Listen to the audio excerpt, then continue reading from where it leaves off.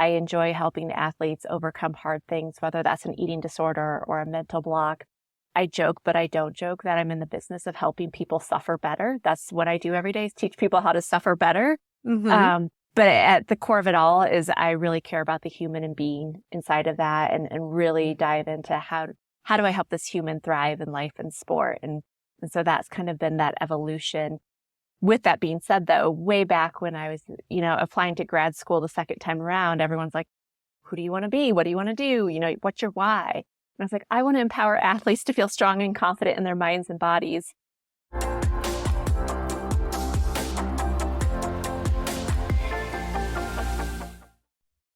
Hello, fans and listeners. It's Lindsey Elizabeth Cortes, registered dietitian, sports dietitian, and your host of the podcast. Our guest today is Dr. Kate Bennett, clinical sports psychologist. She is the reigning 2024 Downhill Masters National Champion, in addition to being a two-time national track cycling champion. Prior to her clinical training, Dr. Bennett was an athletic trainer and cycling coach. She combines her sports experiences and clinical expertise to treat athletes recovering from eating disorders, disordered eating, exercise dependency, and REDS. Dr. Bennett authored Treating Athletes with Eating Disorders, a highly reviewed book that you should definitely check out. We'll include links in the show notes. Kate, thank you so much for joining us on the podcast today. Absolutely. Thank you so much for having me. I was interested, you have your personal background with sports and now you do sports psychology, but your career started off with athletic training and coaching. So still very sport focused, but I would just kind of love to hear about that career shift. Like as you were cycling yourself, being a coach and doing athletic training, what made you be like, I want to dig into this psychology stuff more?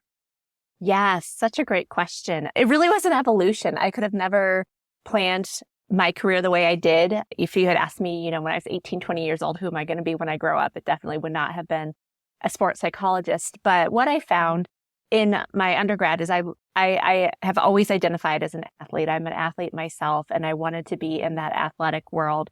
And I always have loved medicine. So that's how I naturally fell into sports medicine and athletic training.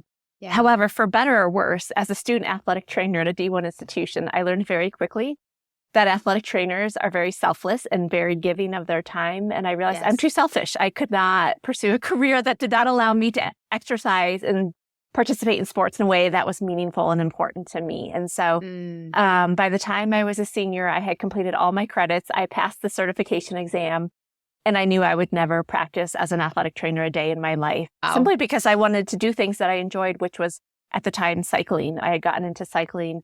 I rode in the Little 500 at Indiana University, and I loved being on my bike, and I loved being in sport. And I just needed more space for myself to continue to pursue my own athletic identity. Yeah.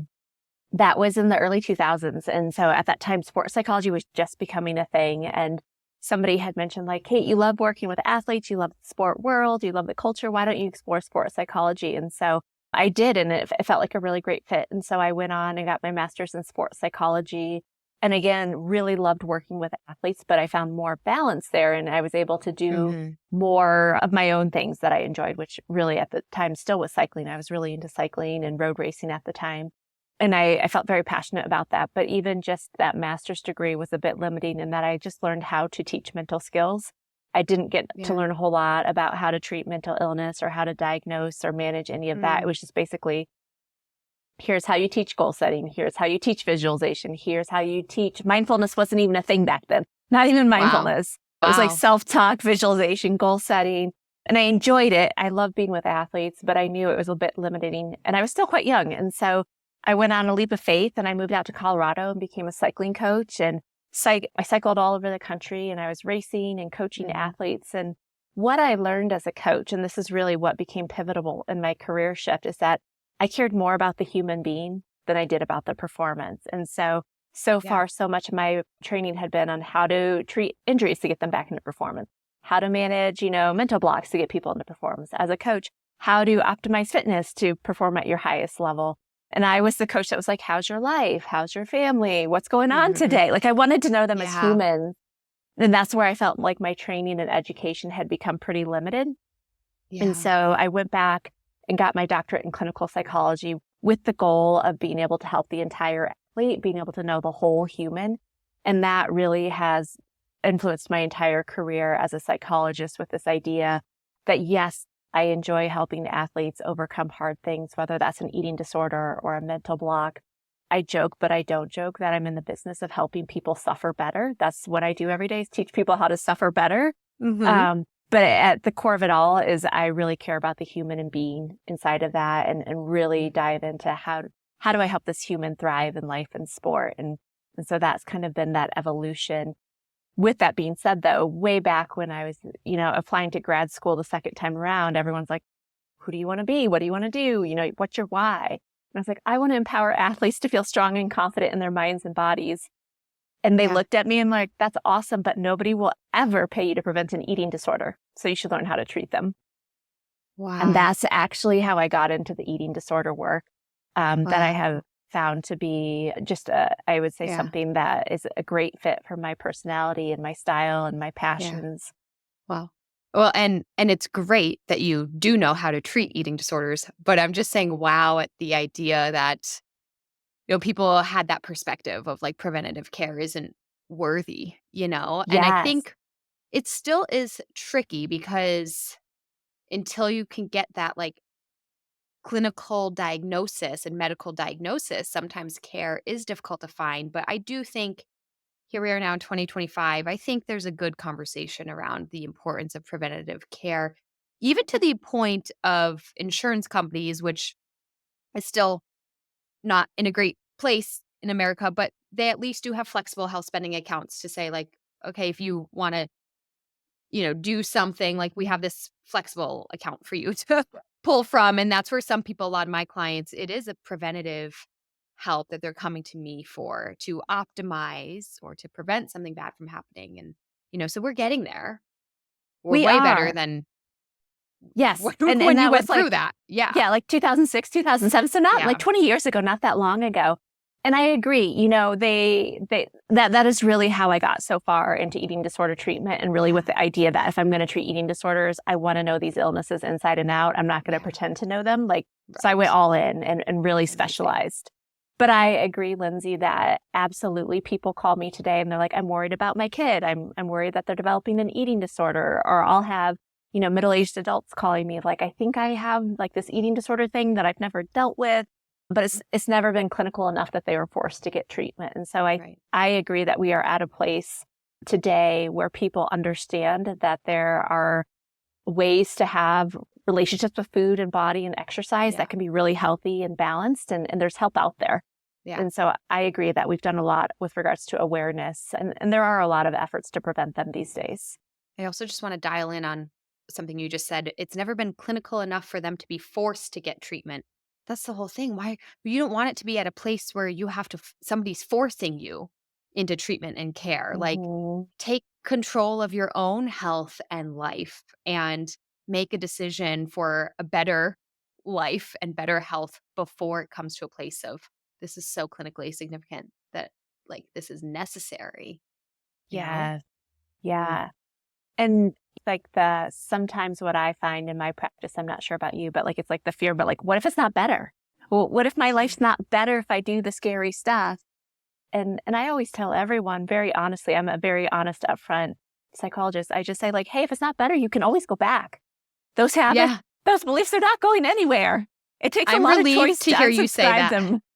I'm relieved to hear you say that because I've said things like that to clients before too. And I'm like, is this good advice or not? But because it's getting them to say, let me at least take the risk. Because the worst thing is I'm in the same position. So let me take the jump. Let me take the plunge to try something different.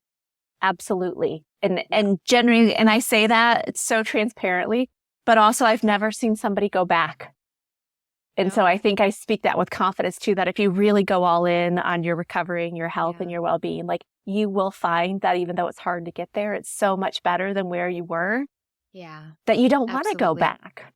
You don't want to. And I think, and I'm sure you would agree to this, some people do relapse, but I think that even in a relapse, you're never back to where you were before because mentally something has shifted and you did make changes. A relapse is different than than totally going back and saying, this is preferred. I'm going to stay here. you Right. know? Absolutely. Yeah. There's a level of insight and awareness that I was actually happier, performing Yeah. better. My relationships were stronger. Yes. There's a new level of insight and perspective. There's a new level of insight and perspective. I don't even like the word relapse because of that, because I'm like, but you're not where you were before. We're in a different, you have learned. It's a journey. Mhm. Yeah. Sorry to circle this back, but I'm just kind of thinking about this, where this conversation started. And I'm thinking about, how athletic trainers and you were so run down, and you made the joke that you were selfish. But I think also that that was your early insight to, I'm not like, this is unsustainable. Like, just that learning of, what do I need? What are my personal boundaries? Where am I happy? Where do I thrive? Am I going to be good at this job if I'm not happy? Those are really important things that I'm sure translate then into your interest in helping people figure out, what do you want to do with life? What's this race you want to sign up for? How far do you want to push yourself in finding that I need to not just pursue the job or the performance, but treat the whole human? And you did experience that even yourself early on. Yes, thank you for pointing that out. Exactly right. And I think so often, I don't know who listens to your podcast, like all the people, but I think so often I work with a lot of people pleasers who have a hard time saying no or Yeah. changing their course of action. And I strongly believe when you root your decisions and your values, it makes every decision work out to your Yeah, benefit. And absolutely. So, and it's okay to say no or change things up. mhm, yeah, absolutely.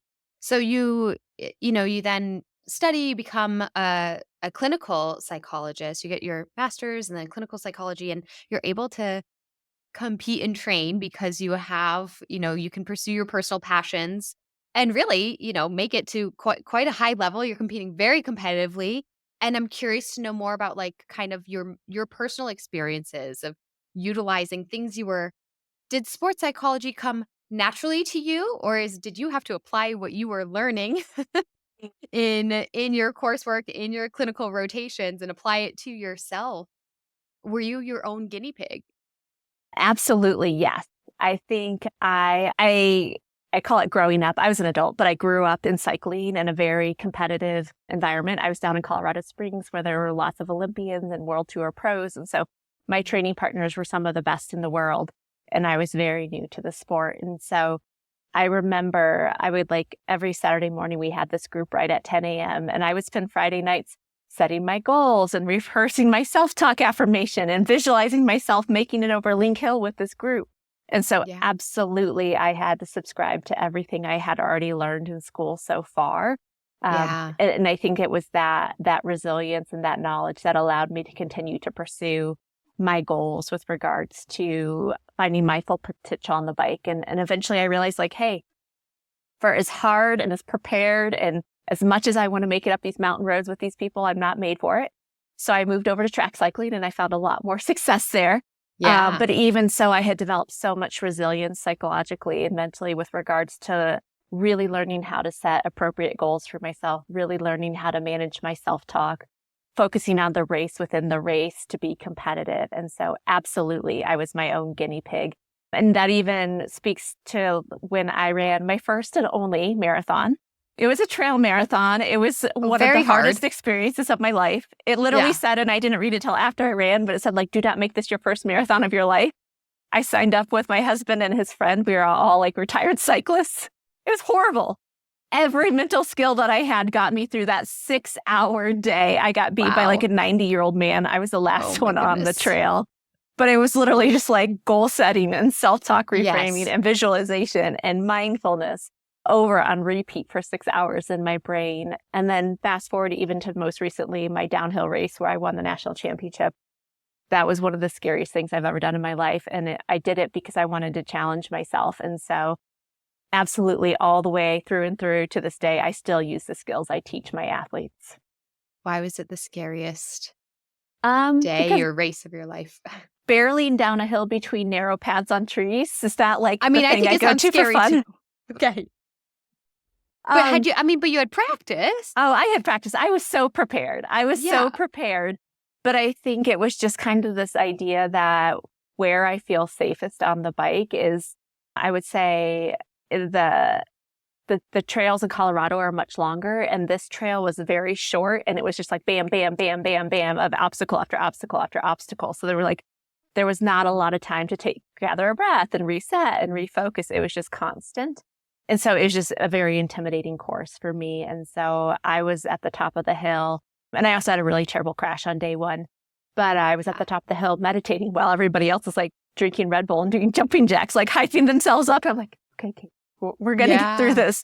But I set out doing it knowing it was going to be for me mentally and physically a huge challenge. And it was also, for me, it was I would say kind of just an act of appreciation and gratitude for all of the people who let me take risks in their lives and show up and do the hard and scary things with my guidance and support. And so I chose it knowing that I was really stretching myself out of my comfort zone, just like I ask people every single day to stretch and be uncomfortable too. Yeah.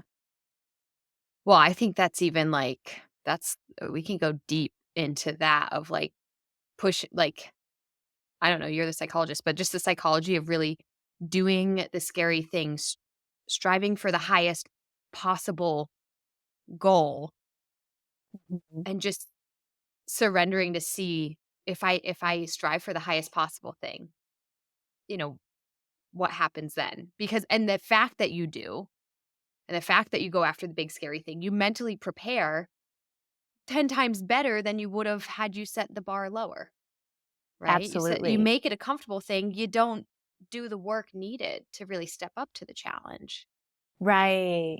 Yeah. I don't know. Yeah. That's where my head is going. Absolutely. I'm like, Yeah. that's No, that powerful. speaks to when I talk about confidence, I talk about it as a 4-part equation. And the first P, it's 4 P's, but that first P is past success. So, knowing that you have that resilience and the ability to do hard things and to do scary things. But the second P is preparation, right? And that's as much physical preparation as it is mental preparation and Mhm. nutrition and rest and recovery. And so I knew, heading into this race last year, like mentally, I had to be on my A game. There was no Yeah. space for me just to show up and hope for the best. No. And so I was doing all my mental skills. I was visualizing the course. I had set performance goals within this course to make sure I was hitting everything. And so I was prepared, and I Yeah. knew that I could safely navigate the course and do it in a way that I felt proud. Yeah.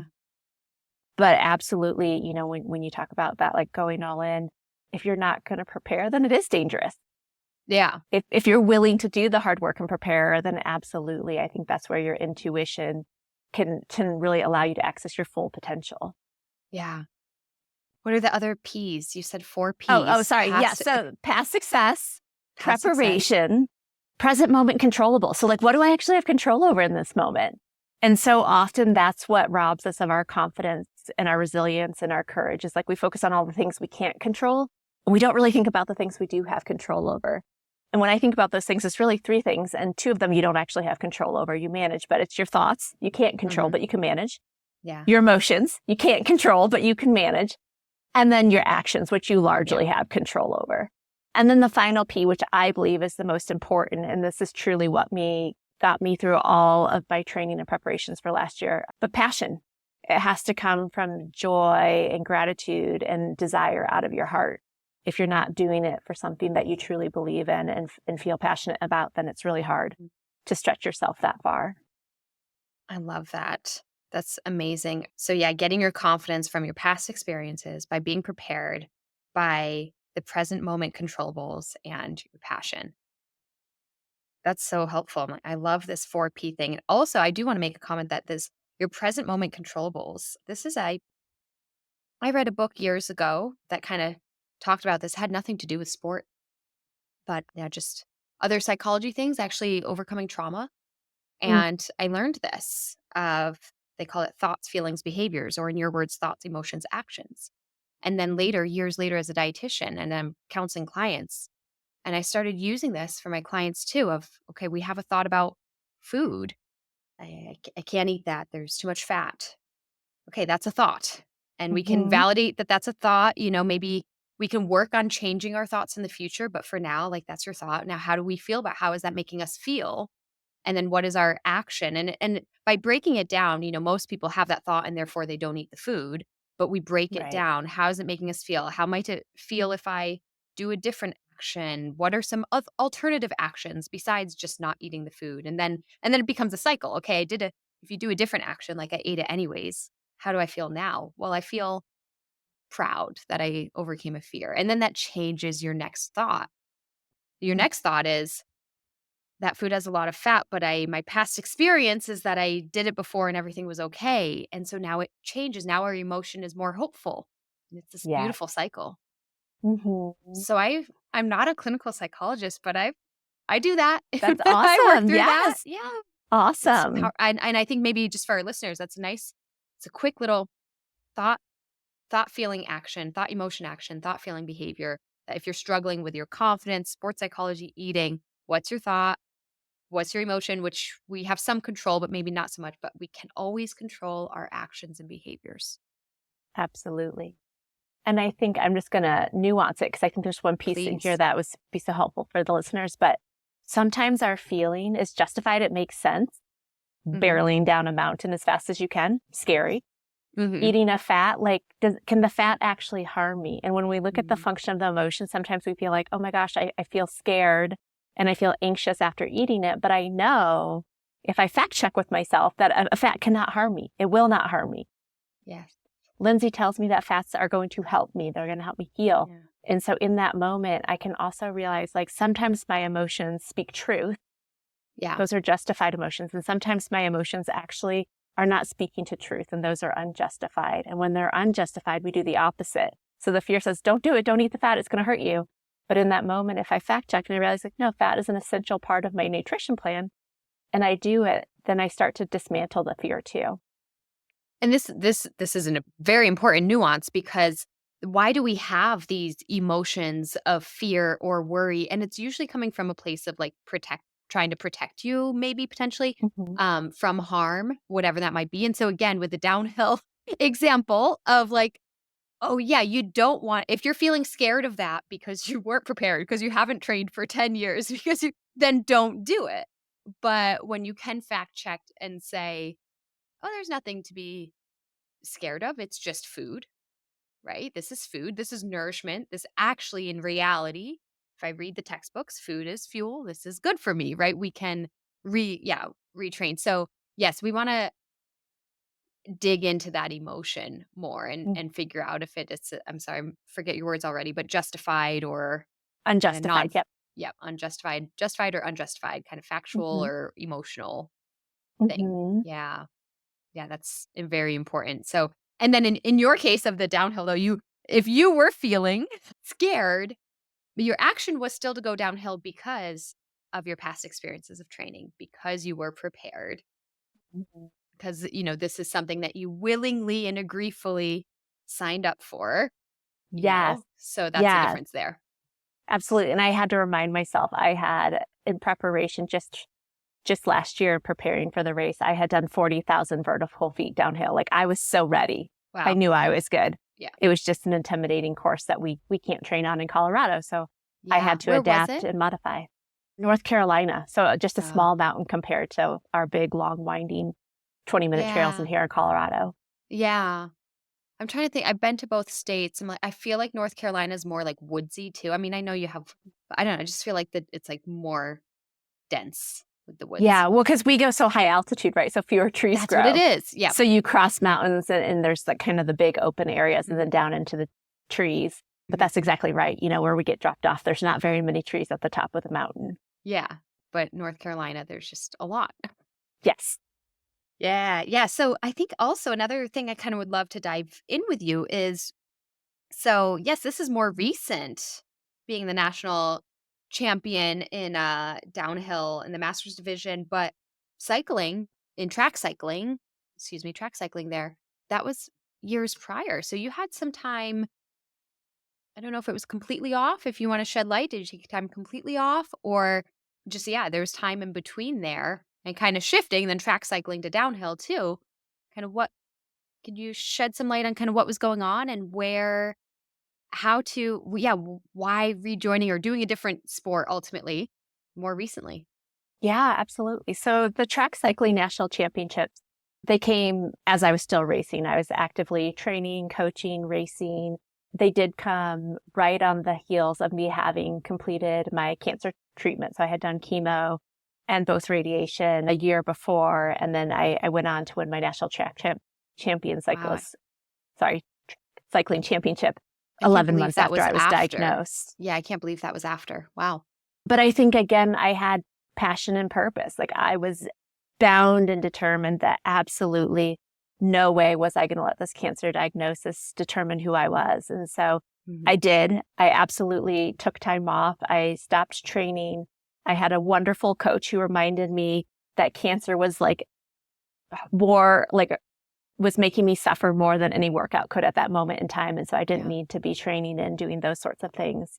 So I was off the bike, not training for the better part of 6 months. When I got back on, absolutely 100% I wanted it, and I wanted it more than ever. And so I think that the cancer really gave me a break to step back to and evaluate, what do I want? Because I think so often we get to a certain point of our sport career where we just keep doing it because we're doing it and we're good at it and all our friends do it and we just keep going at it. And we have goals, but we don't really evaluate like, what's my why beyond it's what I know. And cancer really forced me to step back and think about, like, do I still want this? Why do I want this? And so I came back with an intense fire in my heart, ready to go, and won those championships. And then I went on to graduate I was in grad school at the time. So I went on to graduate from grad school, got my first full-time job. And so I naturally just transitioned out of cycling at a high level. Yeah. Like I was still riding my bike. Started your career. Yes. Yeah. Yep. I started working 40 hours a week instead of coaching in between workouts. Like I got a real job. And within that, I realized like, I don't have the time or the energy to compete. And so I very naturally retired from competition. My husband and I met through cycling. So it's a huge part of our life and our relationship and something we both enjoy. And so we continued to just ride and have fun. And then we had children and bought a home, like we did kind of some of the things. And still riding for fun, enjoying ourselves. Yeah. And as our children got older, we got more into cycling and more into mountain biking in particular. I really don't like riding the roads anymore. I don't feel like they're very safe with all the distracted driving. So I spent more and more time on the dirt. And the downhilling thing was just a natural evolution where I'm somebody who I do well when I have a lot of knowledge. I'm very like a technical, tactical rider. And so I would go show up to working with a coach and the coach would start to just plant seeds of like, oh, you could really do this thing and you'd probably be really good at it. And so I started to do the thing and I got really good at it and I found it to be really enjoyable. And so it was a natural evolution, but it wasn't like I was like, had children. I was like, yes, I'm returning to competition. It was for me just a very I started spending more and more time on my bike as my kids got older and it just came about, I would say very organically, just like my career as a sports psychologist. And I think for me, maybe, if I were to look back on my life lessons learned is when I just focus on what brings me passion and joy and purpose in the moment, like I find myself exactly where I need to be, whether that's racing downhill last year or writing a book. I wrote that during COVID. Like that was crazy. These things just kind of organically show up for me. Yeah. And I think it's my ability to just stay present versus focus too much on what will be and focus on what is and what's working for me right now. And that inevitably leads me to some really cool opportunities. Yeah, this is powerful. It's powerful in your life. And you mentioned it even in your 4 Ps of the importance of passion. So like your why and your passion is so valuable. Thinking to your clinical work and like helping athletes with eating disorders. And I think sometimes things get tricky because athletes can be so passionate about their sport, about getting to the next level, about succeeding. And like sometimes it's that passion that ends up getting intertwined in creating or exacerbating an eating disorder. So how can we, like, I don't know if you can speak to that. Like there's this good passion and then there's this like not good passion. Right. I don't know if there's a different word for it. Yeah. Yeah. Well, I feel like we could talk about this for hours. So I'll start talking and then you interrupt me when you want to. But one of the first things I talk about with anybody is this idea that when we think about athleticism, we have a continuum, right? And so there's like the sedentary population, and then we have the elite Olympic professional athletes. And then there's this like space in between. Yeah. And I always think it's so important to realize like people who are truly elite, top of the world, whether it's Olympic or professional, whatever, however they're classified in their sport, they often give up a lot of life. And so when we think about them, they may be the best in the world, but it doesn't mean they have balance. Yeah. It doesn't mean that their relationships are impacted by it. It doesn't mean they're not sacrificing important life events. And so we often think of like, oh, sedentary, so unhealthy. Elite athletes, the healthiest in the world. But like they sacrifice so much and take such a toll on their physical health and their emotional health and their mental health that I think it's so important to realize like these athletes do it, but they have a lot of support around them to keep them ticking. And it doesn't always mean that they're happy and they're healthy. And there is a lot of sacrifice involved. And so that's always a part of the conversation of like being here doesn't necessarily mean you're healthy. Yeah. And some people genetically can tolerate that level of stress and intensity and be mentally healthy. And some people don't have the genetic predisposition to be at that level and be healthy, right? And so that's where we start to talk about balance. But also when we start to look at science, like the science supports balance. It supports things in moderation, whether that is periodization of your training schedule or periodization of your nutrition routine throughout the season to make sure you're accommodating your nutritional needs as your training ebbs and flows and competition change. And so when I think about passion is informed and educated. And when we start to get into the muddy water or when we start to go too far and people are saying I'm passionate, but they're not. It's what you call kind of the bad passion. It's rigidity, right? All of a sudden my passion fuses with rigidity. And instead of trying to be the best athlete I can be, I start to become the most robotic human I know how to be. And that robotic human cannot be the best athlete they can be, right? Like when we think about Olympians and professional athletes, like they are rigid and they are planned and they have lots of support, but they also listen to science. To get to that level, you have to listen to science, right? You have to periodize your training. You have to take time to recover from injury. You need to talk to your physicians and your dietitians. Appropriately. You need to fuel. And so to me, the passion is sometimes the passion splits where I have maybe a genetic predisposition or a life event. And all of a sudden I use my passion to hide rigidity and roboticness. And that's when it becomes problematic is when we like actually lose our passion and we just use it as like smoke in the mirrors to hide something else going on. Yes. Yeah.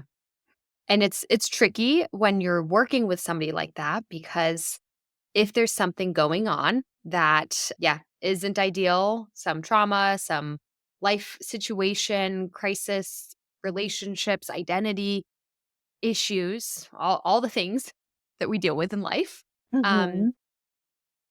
having passion for their sport might be something that, or what they think is passion is like something that they're holding on to of really giving them hope or something to do. Like that rigidity is providing them like, okay, at least I checked my box in this area of my life today, right? So this is why I think, I don't know if I'm getting too deep here, but this is why working with athletes with eating disorders is so difficult because it's like in some ways it's serving them this benefit when other things in life, that they actually need to deal with are very difficult to deal with. Right. And I think absolutely what I hear you saying is almost like this idea that I use my sport to cope with life. Yes, that's what I was trying to say. Thank you. Yes. And for certainly exercise and sport can be a way to cope. But if that's the only way I know how to cope, then it becomes dangerous and problematic, right? And this kind of goes into even, the athlete trying to pursue their full potential, regardless of what it will take, compared to an exerciser, right? An exerciser wants to check the box. It makes me feel okay about my day. It helps me get through my day. Versus somebody who is truly pursuing athletics says, maybe I woke up with a cold today. I probably shouldn't go do my VO2 max interval workout. Like that's not going to help my cold. An exerciser, somebody who's using exercise to cope with the day or with life or with stress, they do that because checking the box is the way that they manage their day. So it becomes that emotional attachment to the behavior that becomes the problem. And so from my perspective, part of our job is we want to separate my emotional attachment and my self-worth from the things that I'm doing. And if I can start to realize like exercise is a choice and it's a behavior and a habit, And not exercising is a choice and a behavior and a habit. And doing one or the other does not define me. It doesn't make me a better or worse human being. It doesn't have to be the only way I can control my emotions. Then we start to develop more resilience. And that's where then somebody can truly pursue their passion in sport versus kind of hide in this rigid routine of being an athlete when really they're not pursuing athletics. They're just surviving. And maybe can we give some examples of how this is very similar with food as well? How people get super rigid with their food and with their eating and check the box that I ate my protein oat perfectly measured this morning, as opposed to actually, truly fueling for health and satiety and wellness and performance. Like it's right. Kind of similar. Absolutely. Yes. Yeah. I think probably the easiest example would be coming off the heels of holidays, right? Like I go home and maybe my family makes this family brunch that they make every holiday morning. And I sit with them at the table, but I get my overnight oats out that I have perfectly measured and prepared and I trust and I know that is safe. And so in that moment, I'm checking the box of, yes, I ate the thing that I know I need to eat to be able to train later today, but I missed out on a life opportunity. And so to me, that would be an example of just the rigidity that I know that this happens like once a year. And maybe I don't even visit my family every year. I only make it home every few years. Yeah. And I'm missing out on this family tradition because my rules and my fears are so rigid that I'm sticking with the safe thing that I prepared myself. Yeah. So as you in your work are working with athletes who resonate with having an eating disorder, or have a clinically diagnosed eating disorder, or not clinical, but we know, as we talked about earlier, it's worthy of help as soon as possible. Where like you kind of explained that some high level elite athletes like do make sacrifices, might not even necessarily be healthy. And how when you're working with somebody, like I feel like so often athletes get caught up in like wanting to be like they thrive off the sacrifice, like they want to make the sacrifice. Mm-hmm. And how does that conversation go of realizing that this like might not be what's healthy for them? Like Yeah. does that make sense? Because I think that's a struggle when they might compare themselves like, well, so and so can do it, why can't I? Oh, for sure. All the time I hear that. That's a Yeah. very common concern. And I think social media makes it so hard, right? Because everybody's putting their stuff up on Strava or Training Peaks or wherever you load all your data, right? You see who's doing what. Instagram professional athletes are posting their workouts, their nutrition, influencers. We have so much data to compare to that I think it feels a lot of times people feel really resentful or jealous that somebody else can do this, but I can't. Yeah. And I always redirect to one, we don't even know if that person's healthy or not. They're not in this room with us. They're not a part of our conversation. And so instead of focusing on comparisons, let's focus on you and what we do know to be true. And again, if we go back to kind of what do I have control over? I can't control another person's behaviors or beliefs or health, but I can control mine, right? So I always just reorient to like, what do we have going on right here? Another big piece of the work is values. Like how does this idea of sacrificing and giving everything I've got, how does that support my values? And so we do a really in-depth inquiry with regards to what are my core values and how do I connect with my core values and how does sport support my core values and how does it interfere with my values and how does an eating disorder or REDS or exercise dependency impact my core values? And so that usually becomes the first time where they critically evaluate this lifestyle and belief system that they've adapted. Yeah. And start to look at it and be like, oh, maybe this isn't everything that I do want or that does make me healthy and happy. So that's a big piece of it is core values. And I often find somewhere in there is some level of shame. And so we start to dig out the weeds on the shame and explore what is that shame narrative about and how is that influencing you? And so within this process, right, we're pulling up the shame, which is like the root of the eating disorder, and we're identifying values, which helps motivate us to do the hard things. And we're finding balance by realizing like, what does my body actually respond well to? And what does the science say? What does my coach say? And oftentimes it's never that coach wants me to do more and sacrifice me more. It's just that I think I should do more and sacrifice more. Yeah, that happens a lot. Yes. And so I think, it's kind of peeling back layers of an onion one by one. We just start to have these conversations and work through some of the things that don't show up on social media that nobody talks about. And oftentimes, are very private parts of life. So maybe if there is a professional athlete in recovery, they're not posting all about how they're going through their shame narrative to become a better athlete. We just see that they're like really amazing and, and performing really well. And so I think part of it is that willingness to dig deep and get vulnerable to really examine what's perpetuating my rigidity and how do I actually remove that so that I can fully, tap into that potential that I have and that passion that I have. Yeah. Yeah. And I'm also curious your perspective. I think like ultimately treating athletes with eating disorders is, there's multiple angles we have to attack here, the psychology side, the nutrition side, and then there's like the coaching side and the sport requirements. And that's pending your level. Are we sponsored? Are we pro athlete? Are we collegiate athlete? Are we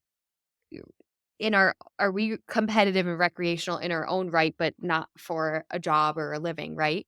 And I'm just curious in your perspective as a psychologist, like where in that, where in recovery does that conversation of should I be exercising during recovery? Like there's a lot of different opinions about that. And I get that as well. My clients, I'm here to help you with the food, but they're also asking me like, well, what should I do training wise? And it totally depends based on their personal health, their clinical markers of health, where they're at in their relationship with exercise, how much they're fueling, and do they have a coach? Is this a pro athlete? All that, right? But I know that's another you have a whole book which we're going to get to next about treating athletes with eating disorders, and I'm curious in your perspective when we talk about this passion and the joy and the sacrifice and things like that. So an athlete walks through your door with an eating disorder, and like where does that conversation about how much exercise or what to do, how does that go? Yes. So I first asked myself 3 questions. And just to kind of preface, my goal is always to keep them moving. I think being in sport is such a healthy aspect of identity that if we can do it in a healthy way, I really protect that and try to encourage that. But the first question is this individual, are they medically stable? And if they're not medically stable, right, if they are really low weight or they're not able to meet this becomes the second question, right? Are they nutritionally compliant? Are they following a meal plan? Yeah. So if they're not medically stable, no, we're done with movement until you are medically stable. Yeah. 2, are you nutritionally compliant? And if you're brand new and you've never done it and you're at outpatient level care, like let's get a nutritionist and see what happens, right? Like let's start and see what your meal plan is. But if you show me that you can't follow the meal plan, then that to me says like, okay, we can't be moving if we're not meeting our basic nutritional needs, right? If you're not fueling your body.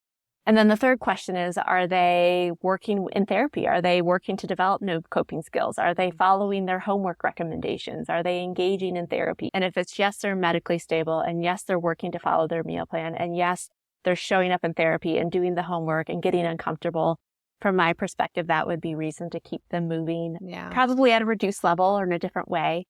But everybody's different, and so it really becomes an individual conversation. But I love that order. And it's in alignment with me as well. It's for me on the nutrition side, they're just coming to me, starting the nutrition journey. And so it's like, yeah, we're going to do this. And then sometimes along the way, it's, we're not meeting our goals. Or, hey, we're doing amazing. Like, talk to your coach, right? But it's always, check the medical box first and then meet your nutrition goals and see how things are going.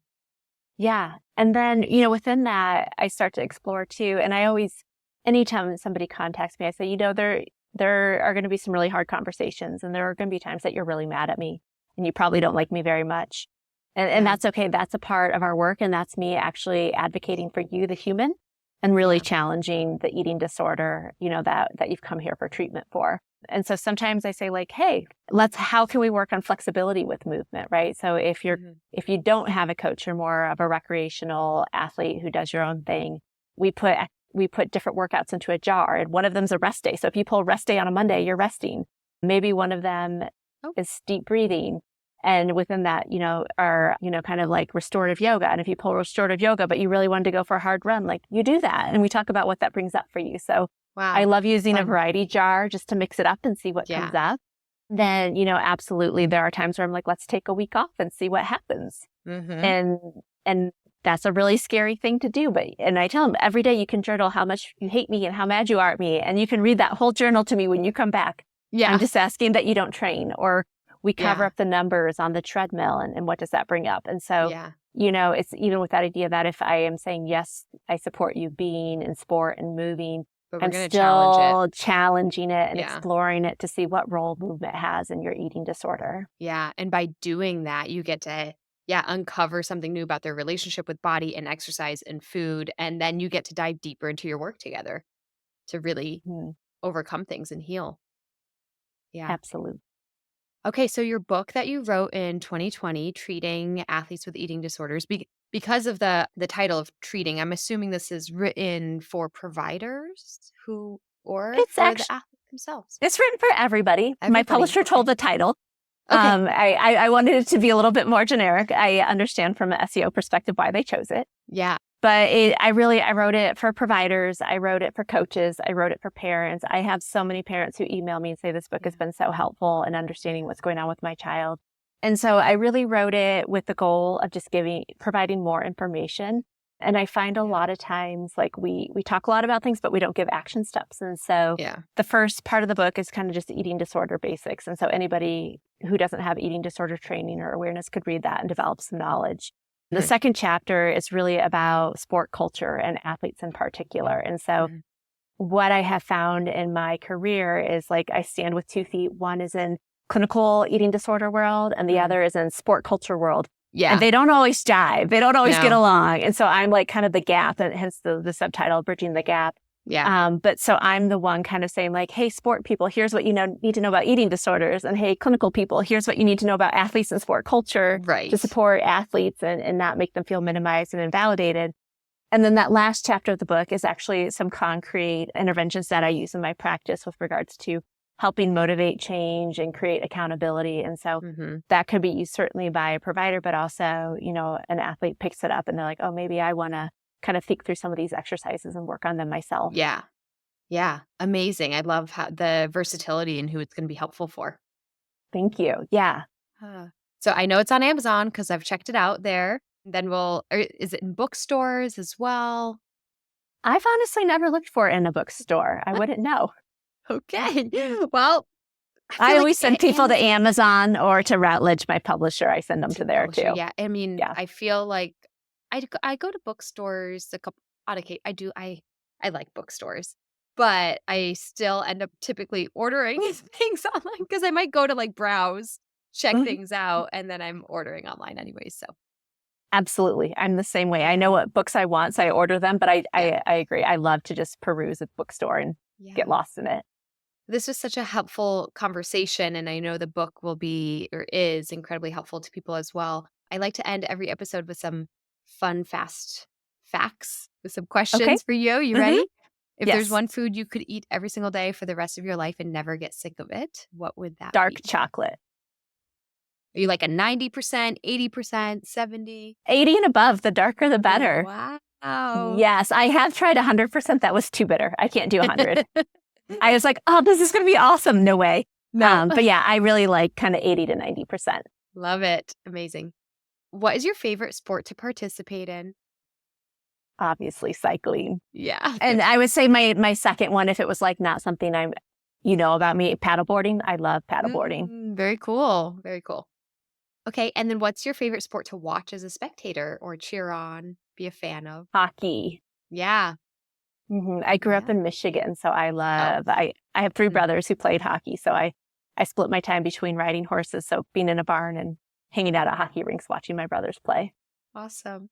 Okay. Last question. If there's a female athlete out there that you want to give a shout out to, somebody well-known or in your personal life, just for being a role model, being an amazing female athlete, who would that be and why?